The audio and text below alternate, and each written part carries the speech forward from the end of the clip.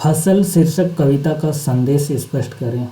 फसल कविता शीर्षक का संदेश स्पष्ट करें, यानी फसल शीर्षक कविता का संदेश स्पष्ट करें। यह प्रश्न क्लास 10 के हिंदी में से कविता फसल पाठ से लिया गया है। तो चलिए इसके शीर्षक का संदेश के बारे में जानते हैं।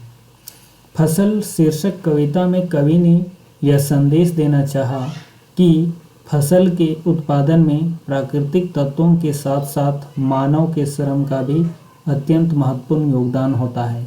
फसल उपजाने में किसी एक व्यक्ति, एक नदी, एक खेत की मिट्टी को श्रेय नहीं दिया जा सकता।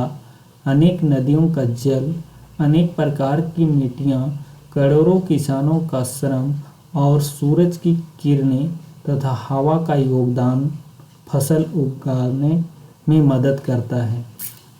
इसलिए फसलों पर सभी का प्राकृतिक अधिकार है। इस कविता में कवि यह रेखांकित करना चाहता है कि हमारे प्रकृति और मनुष्य के सहयोग से ही सृजन या उत्पादन संभव है। चलिए और एक बार देखते हैं।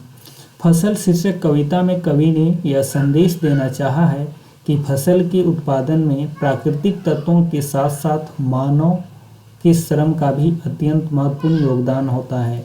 फसल उपजाने में किसी एक व्यक्ति, एक नदी या एक खेत की मिट्टी को श्रेय नहीं दिया जा सकता। इसमें अनेक नदियों का जल, अनेक प्रकार की मिट्टियाँ, करोड़ों किसानों का श्रम और सूरज की किरणें तथा हवा का योगदान फसल उत्पादन करने में काफ़ी महत्वपूर्ण भूमिका निभाते हैं। इसलिए फसलों पर सभी प्रकार के प्राकृतिक अधिकार मिलते हैं, यानी इसलिए फसल पर सभी का प्राकृतिक अधिकार है।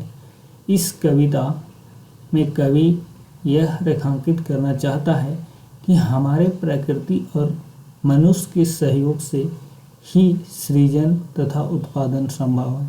यदि आपको यह वीडियो अच्छा लगा तो आप इस वीडियो को ज़रूर शेयर करें।